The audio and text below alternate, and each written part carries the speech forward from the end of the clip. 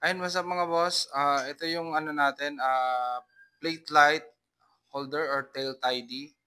Pag umorder kayo sa amin, ito ang ma-receive nyo, yung para sa papuntang chassis. At the same time, yung plate holder niya,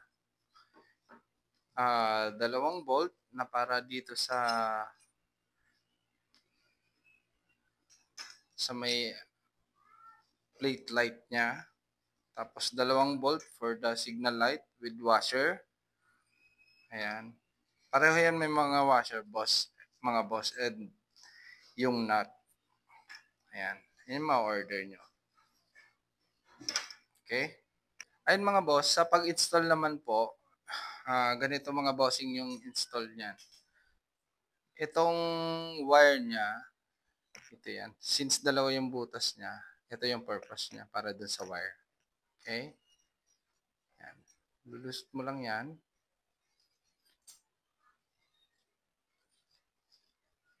Ganyan.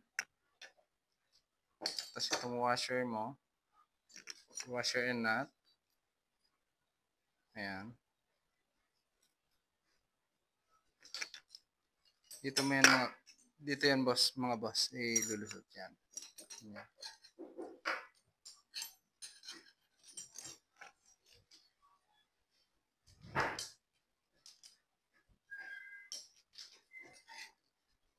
Yun yung pagkaka-install.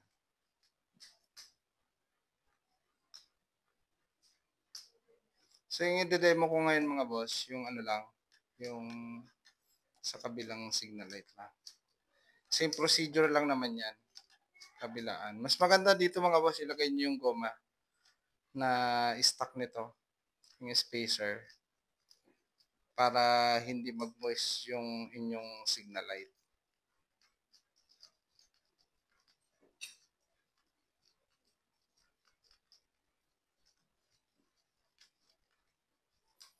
So, ayan.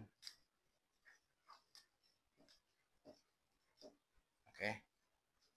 So, kunwari ganyan na. Ayan na. Tapos ito, kaya may butas yan sa gitna para dun sa lusutan ng wire para malinis yung labas niya. Okay? So, dito naman, sa plate light holder niya, ay sa plate light, maglalagay tayo ng ano, ng bolt and washer. Ayan.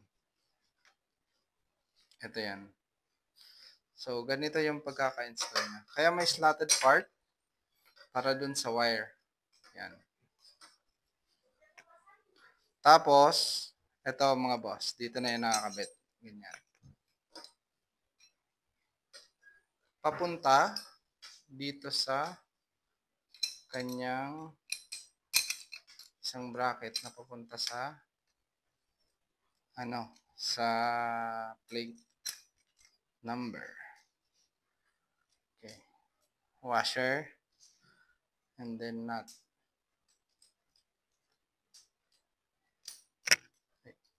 Dulas. Ayan, nut.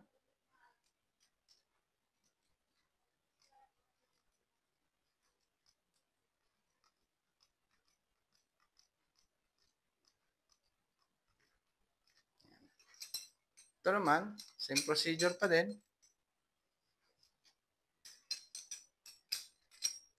Mo lang yan, ganyan. Ayan. Then washer.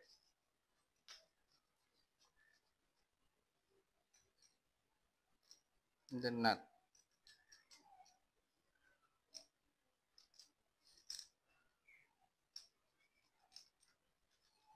So, ganun lang siya mga boss kadali. Tapos i-align nyo na lang bago nyo higpitan. Ganito yung postura niya. Yan. May plate light pa din. Signal light. At the same time, malinis dun sa baba. Hindi kita yung mga naka-sling wire. Alright? Boss Jomerald. Ito, boss, yung order mo, boss. So, babalutin ko lang to. Then, ship ko na to bukas, boss. Update lang kita, boss. Bukas. Okay?